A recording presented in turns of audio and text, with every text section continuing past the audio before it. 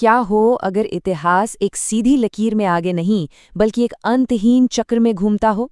आज हम एक ऐसे ही दिलचस्प आध्यात्मिक लेख को समझने जा रहे हैं जो ठीक इसी विचार को हमारे सामने रखता है।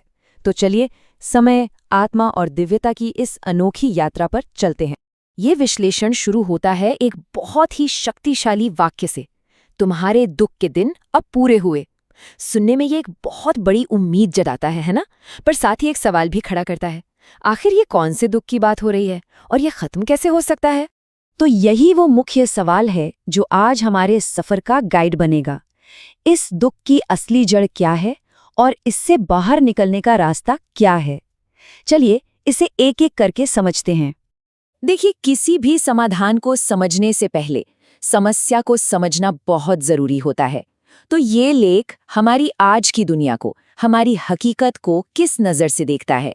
ये सेक्शन इसी बात की गहराई में जाता है कि हम जिस दुनिया में रह रहे हैं वो असल में है क्या।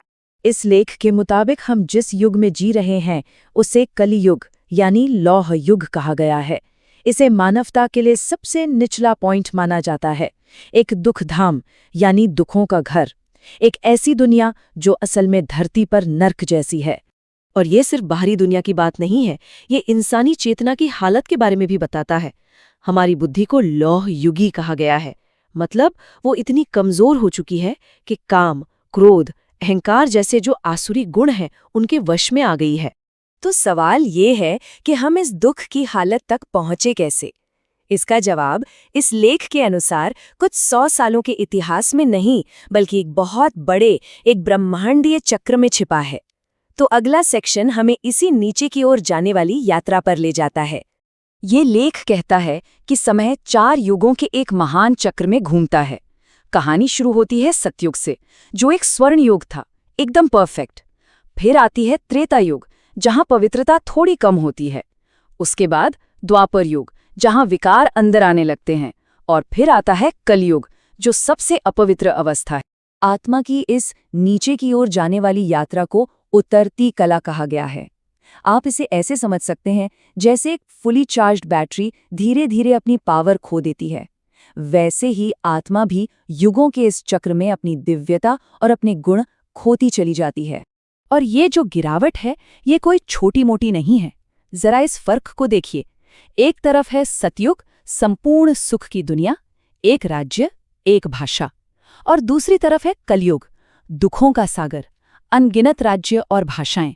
इंसान देवताओं से गिरकर आसुरी गुणों वाले बन जाते हैं।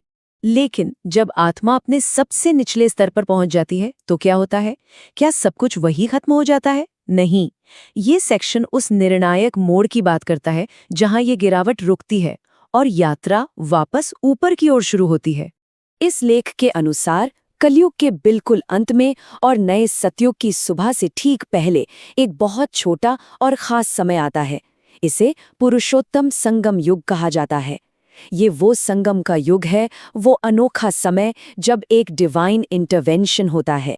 और यहाँ ये समझना बहुत ज़रूरी है कि ये समय कोई पारंपरिक पूजा पाठ या कर्मकांड का नहीं है, बल्कि इसे एक गॉडली यूनिवर्सिटी की तरह बताया गया है, जहाँ टीचर खुद ईश्वर हैं और वो आत्माओं को फिर से पवित्र बनने का ज्ञान देते हैं। तो इस डिवाइन यूनिवर्सिटी में पढ़ाया क्या जाता है? इसका सिलेबस क्या है?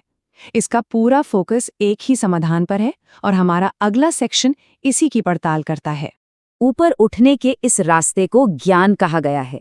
ये वो डायरेक्ट आध्यात्मिक ज्ञान है जो ईश्वर से मिलता है। और यही ज्ञान आत्मा को अपनी ऊपर की यात्रा यानी चढ़ती कला शुरू करने की शक्ति देता है। और इसके ठीक विपरीत है भक्ति। लेख के मुताबिक भक्ति को नीचे जाने वाले मार्ग यानी उतरती कला का हिस्सा माना गया है। ये कहा गया है कि भक्ति की शुरुआत द्वापर युग में हुई, जब आत्माएं अपनी असलियत भूल गईं और शास्त्रों के जरिए ईश्वर को ढूंढने लगीं। तो ये लेख ज्ञान और भक्ति के बीच एक बहुत साफ लकीर खींचता है। ज्ञान को ऊपर जाने का सीधा ईश्वर का दिया हुआ रास्ता माना गया है, जबकि भक्ति को इंसानी शास्त्रों पर आधारित नीचे की ओर ले जाने वाला मार्ग बताया गया है। ये एक बहुत ही क्रांतिकारी विचार है ना? तो ठीक है, ज्ञान का रास्ता मिल गया, पर इसकी मंजिल क्या है? ये सारी मेहनत आखिर हमें ले कहाँ जाती है? हमारा आखिरी सेक्शन इस अविश्वसनीय यात्रा के अंतिम लक्ष्य के बारे में बताता है। इस लेख का एक उद्धरण उस अंदर की लड़ाई पर जोर देता है जो सबसे जरूरी है। इस एक महाशत्रु काम पर विजय प्राप्त करो और तुम जगत जीत बन जाओगे। मतलब दुनिया को जीतने से पहले खुद के विकारों को जीतना होगा। असली जीत खुद पर है।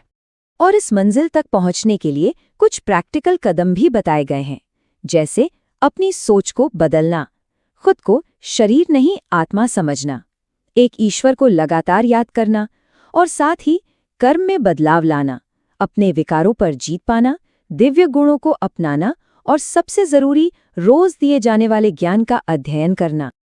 आखिरकार इस पूरी आध्यात्मिक मेहनत का जो लक्ष्य है वो है एक संपूर्ण परिवर्तन, एक साधारण आसुरी गुणों वाले इंसान से बदलकर नारायण जैसा दिव्य प्राणी बनना, जो आने वाले नए स्वर्ण युग यानी सतयुग में जाने के लायक हो। और इस तरह ये पूरा विश्लेषण हमें एक बहुत गहरे सवाल के साथ छोड़ जाता है। अगर इतिहास एक सीधी लकीर नहीं बल्कि एक चक्र है जो खुद को दोहराता है, तो समय और तरक्की के बारे में हमारी सारी समझ कैसे बदल जाती है? ये एक ऐसा सवाल है जिस पर सोचने के लिए बहुत कुछ है। इस यात्रा में हमारे साथ शामिल होने के लिए धन्यवाद।